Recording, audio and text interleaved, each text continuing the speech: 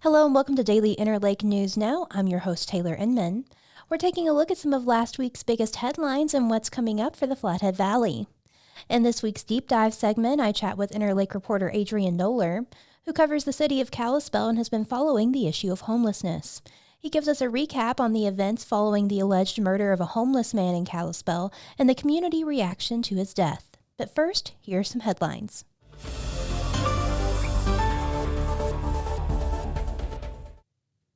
Local authorities are investigating vandalism at a Kalispell area park that occurred Tuesday evening. A dock at Foys Lake Park was vandalized sometime during the evening, according to information from Flathead County. The vandals broke the welds and undergirding of the dock, allowing pieces of it to float across the lake.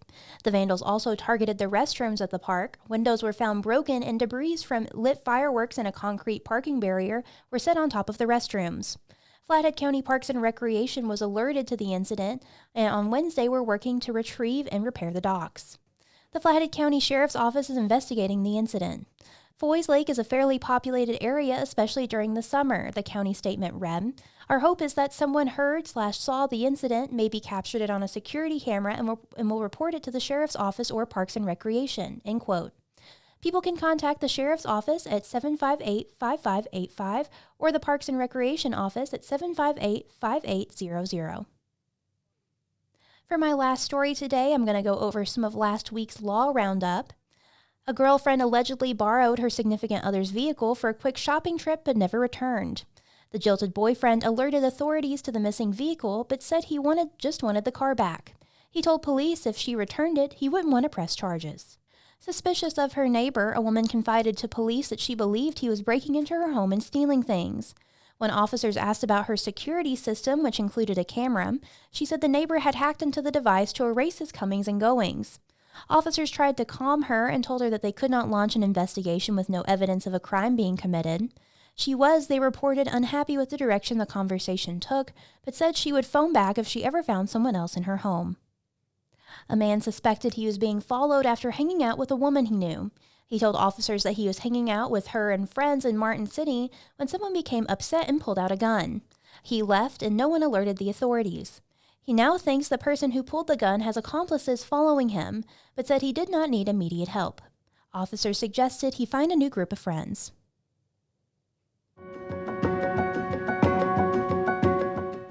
Now it's time for our deep dive segment. Today I'm chatting with Interlake reporter Adrian Knowler. Adrian has been covering the issue of homelessness in Kalispell and is going to give us a recap of the events following the alleged murder of Scott Bryan, an elderly man who is experiencing homelessness in Kalispell. So we're going to recap what we know about the situation and go over some of the reactions in the community. So, Adrian, can we just start with what happened on the night on June 29th? Well, according to the police report, Scott Bryan was beat to death in the parking lot of a gas station in western Kalispell. Some of the details around what happened are a little fuzzy. Police report says it happened around 2 a.m. My reporting has shown friends say that Bryan was walking from the Depot Park area towards the bypass area west of town when the incident occurred. Somebody who said he was his friend said that he had put out a sleeping bag and pillow for him that night and was expecting Scott to get there at some point in the evening, and that he never showed up. That's what we know right now. Right. So Scott Bryan is a homeless man, or was a homeless man who was living here in Kalispell. Since this incident has occurred, what do we know about Scott? Well, I was able to take a look at his intake paperwork at the Flathead Warming Center, which is an overnight shelter in the winter and offers other services, showers, laundries, job services, meals and stuff in the summer as well. Bryan had been a guest there at various points, and in his paperwork, he wrote that he was originally from Eureka, just north of Kalispell, and that he suffered from cancer and epilepsy. He said that he was living at the former Vacationer Motel in Kalispell until about a year beforehand. But there are varying reports there. It seems that he actually may have been living there even longer and only been homeless for a few months when this happened. Friends of his also reported that he had been attacked previously and that he was recovering from a head injury at the time of his death. I was told that he was a frail, small, soft-spoken man. Those were terms used to describe him. I know that he was seeking out services to get back off the street. I was told that he had engaged with various social service providers and what may have even been on a wait list for housing placement at the time of his death. Gotcha. So after this news broke, what kind of reaction did we see from the community? Well, there was a vigil not far from the place of his death, his beating. Sorry, there was a memorial service organized by the Warming Center, and there were statements made by social service providers, including at Kalispell City Council meeting and Flathead County Commissioners meetings immediately after. There was a lot of anger. There was a lot of outrage. There was a lot of sadness about his loss. But the anger was often directed at elected officials. There was anger directed at police. Many who spoke drew a line between statements made by elected officials, such as the county commissioners, and rhetoric that they'd seen on social media as dehumanizing homeless people in the area, and people drew a connection between that kind of language and violence that has been reported to have been occurring for months now against homeless people in the area.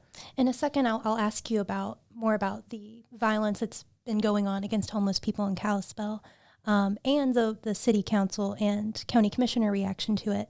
But before, can we kind of go over some of what the county commissioners have said about homeless people and the homelessness issue in Kalispell before this?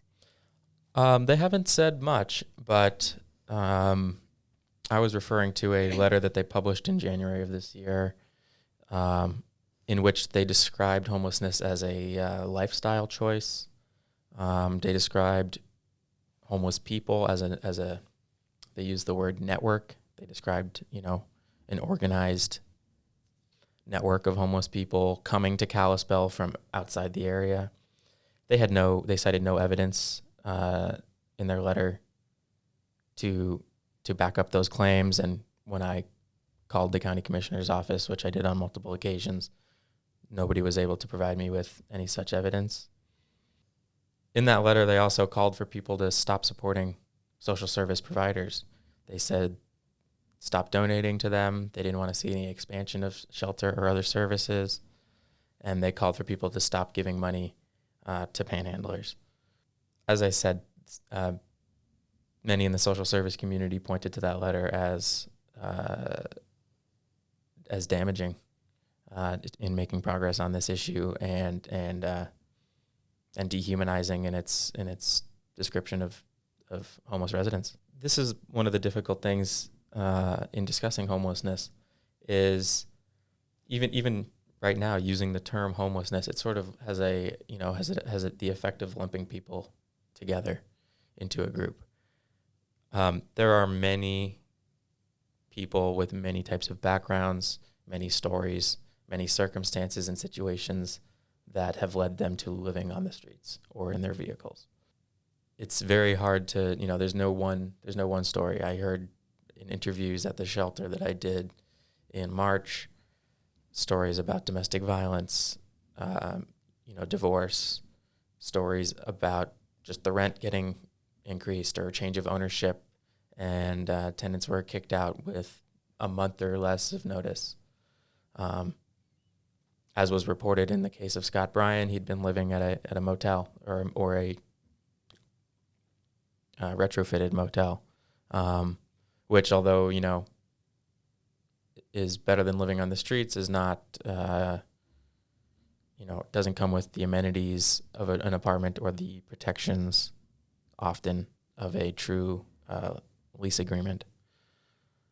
So, and when you combine that with the lack of mental health services in this area, the lack of addiction services in this area, there are many factors contributing to the growth in the homeless population around Kalispell.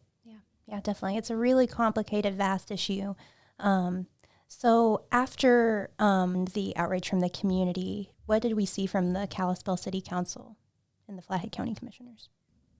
Statements at the subsequent Kalispell City Council meeting, Mayor Mark Johnson indicated support for a so-called homeless advisory committee of some kind.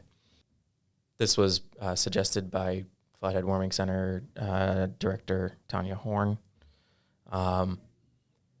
And she and others in the social service sector have been asking for government involvement for a long time.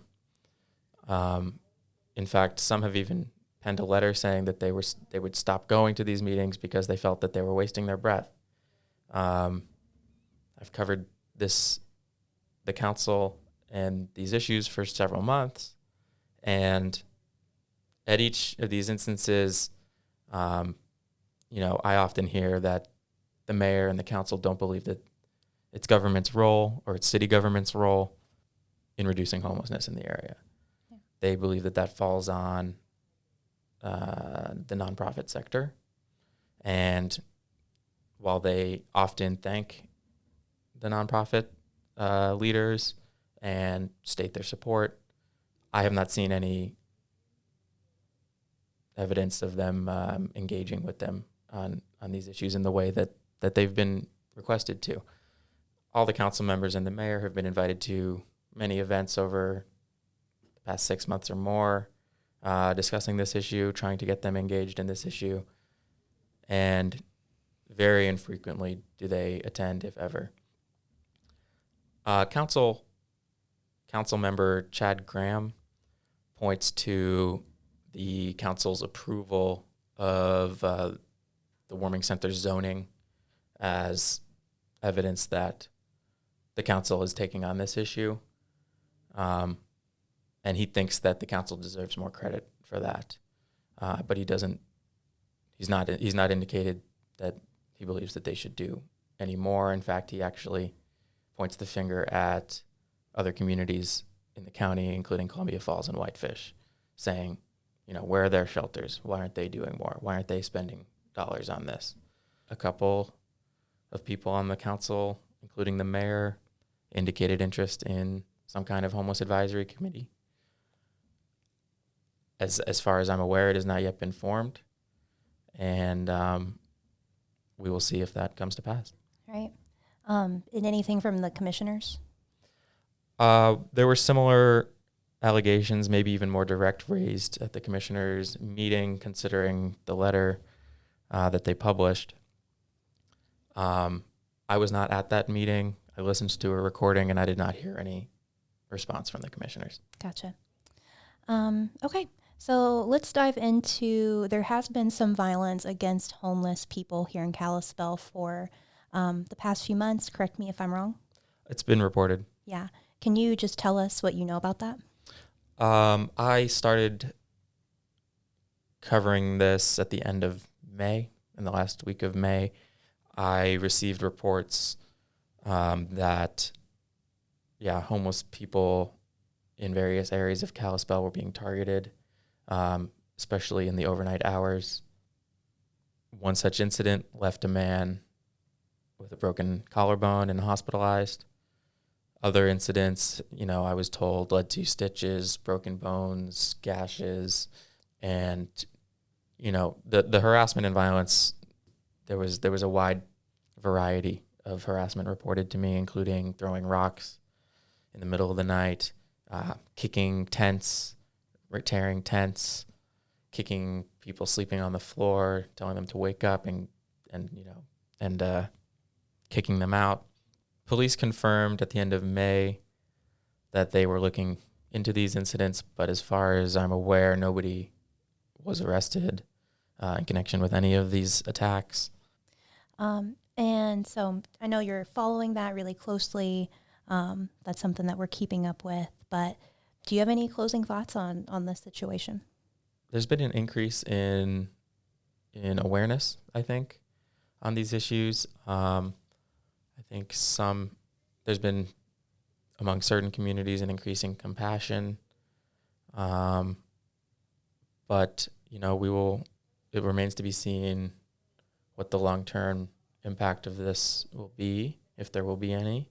Homeless people have alleged a continuance in violence, including the throwing of lit fireworks into tents, and they've told me that they still don't feel safe, and they've been increasingly going into the shadows following this violence.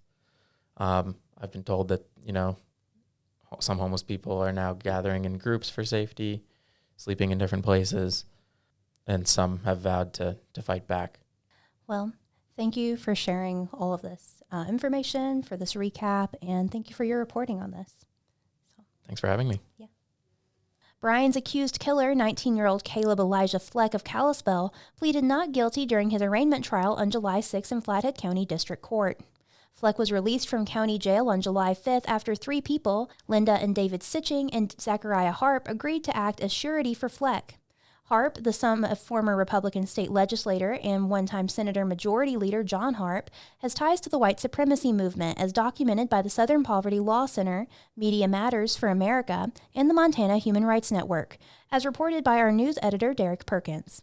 Fleck's status hearing is scheduled for November.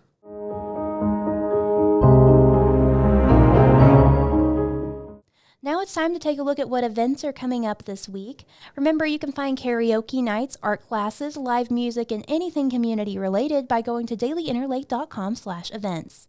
And for our business owners or event organizers out there, it is totally free to sign up and start posting your events for the entire region to see.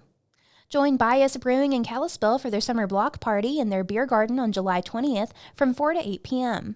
There will be kids' activities, delicious eats from their new Hex Kitchen menu, and live music by 2023's Flathead's Got Talent winners Borderline Lucid, starting at 5 p.m. There's no cost for admission, and it's free for all to attend. A cricket workshop is taking place at the Flathead Valley Community College on July 21st, starting at noon. Learn how to use a cricket machine by designing and making a custom t-shirt. They will have white and black vinyl available. If you'd like another option, please reach out to Makerspace at fvcc.edu to ensure you bring the right type. A link to sign up can be found on their event page on the Daily Interlake's event calendar. And the 8th annual Flathead Lake Festival of the Arts takes place this weekend, July 22nd at Sacajawea Park in Polson. Join for a 2-day Lakeside Fine Arts Festival featuring award-winning Polson artists as well as regional Montana fine arts and craftspeople. The Sandpiper Art Gallery organizes art exhibits with an emphasis on Western Montana artists. Workshops covering a variety of mediums taught by local and regional artists are offered by the gallery throughout the year. See their workshops page or contact the gallery for details. Thanks for joining us. News Now is a podcast from the Daily Interlake. We're proud to be the largest independent newsroom in Montana and the oldest paper in the valley. Consider becoming a subscriber to support our work. Call Circulation at 406-755-7018 or go to the subscribe tab in the top right corner of our website. And if you haven't already, subscribe to our YouTube channel to never miss an episode of the pod. Everybody stay safe and have a great week.